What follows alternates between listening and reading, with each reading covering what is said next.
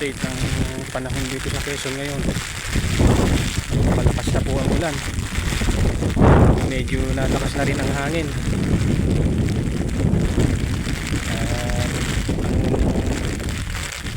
Ang signal na pinapawala dito sa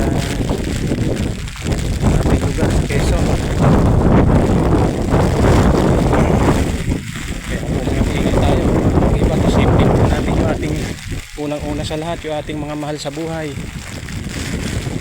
yung ating pong sambahayan, yung ating mga alagang hayop, kaakibat natin sa kabuhayan.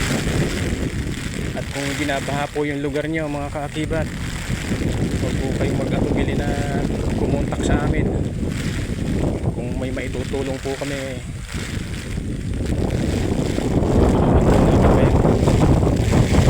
rescue po namin kayo. Kailangan nyo po ng konting pagkain, ay pagtutulong-tulungan po namin. Maraming salamat po mga kaakibat.